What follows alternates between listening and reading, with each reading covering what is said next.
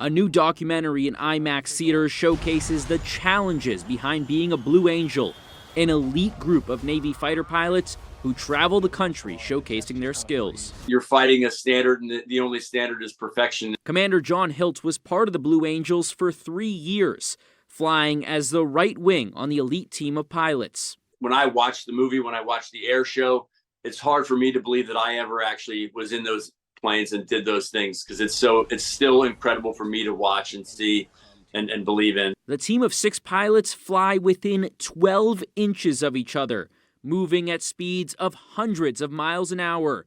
And for the families of the pilots like John's, watching the show is a nerve-wracking experience. It was pretty surreal.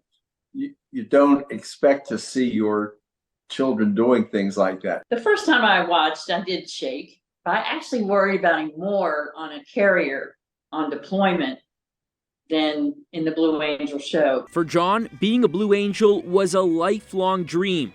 Born and raised in Fort Mitchell, he would go with his brothers and his dad to air shows in Dayton as a kid. And then he joined the Navy after college, and after several years, made it into the Blue Angels. You watch the show and it's impressive from the ground, but when you're in the back seat of an F-18 during that demonstration, the precision and the power is really just kind of overwhelming. Jim once got to fly with his brother during an air show and called it the best experience of his life, and way different from being on the ground and seeing it. We always joked that early on it was just as fun to watch my mom watching the air show as it was to watch the air show itself. So we always got a kick out of that. I can also say that at the end of every demonstration, we did the sign of the cross, little prayer of thanks. You're not breathing too deeply when you're watching that. You're kind of holding your breath until everything's finished. But for John, there was never time to fear for his life while he was in the air, because he was always focused on the performance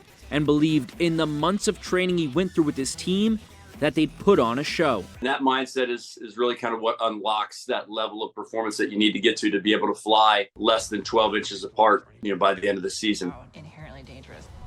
12 inches? Those videos, seeing how close those planes come. At that speed, no less. Those are great pictures. It is unbelievable. And I mean, the training that they go through, John was telling me that the first part of training, they just practice how they walk up to the plane and how they get into the plane so that everything is down packed and to a T.